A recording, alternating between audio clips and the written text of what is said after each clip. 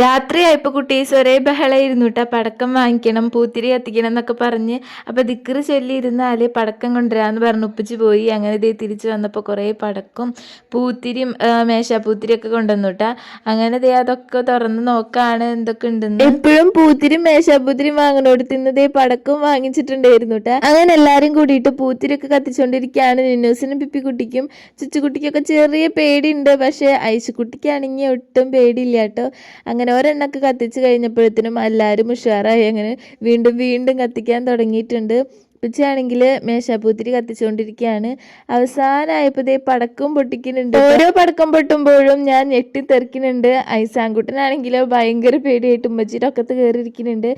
ബാക്കി എല്ലാവരും ദേ ചാടിത്തുള്ളി പൊട്ടണേനനുസരിച്ച് ചാടിത്തുള്ളിക്കൊണ്ടിരിക്കുന്നുണ്ട് കേട്ടോ. അങ്ങനെ പകുതി പൊട്ടിച്ച് ബാക്കി പകുതി പിറ്റേ ദിവസം പൊട്ടിക്കാന്ന് പറഞ്ഞ് എടുത്ത് വെച്ചു. അങ്ങനെ അതൊക്കെ കഴിഞ്ഞപ്പോഴത്തേനും മാങ്ങ കിട്ടിയിട്ടുണ്ടായിരുന്നു കേട്ടോ. അപ്പൊ ഇത് ഉപ്പും മുളകും കൂട്ടി തിന്നോണ്ടിരിക്കുകയാണ്. ചുച്ചുകുട്ടി ഐസാൻകുട്ടി എന്നെ മാങ്ങ കടിച്ചിട്ട് ഓരോ എക്സ്പ്രഷൻ ഒക്കെ ഇട്ടുകൊണ്ടിരിക്കുകയാണ്. അതിനിടയിൽ ഉപ്പിച്ച് വീണ്ടും ദേ പടക്കം പൊട്ടിച്ചുകൊണ്ടിരിക്കുകയാണ്. അപ്പൊ അതിനനുസരിച്ച് എല്ലാവരും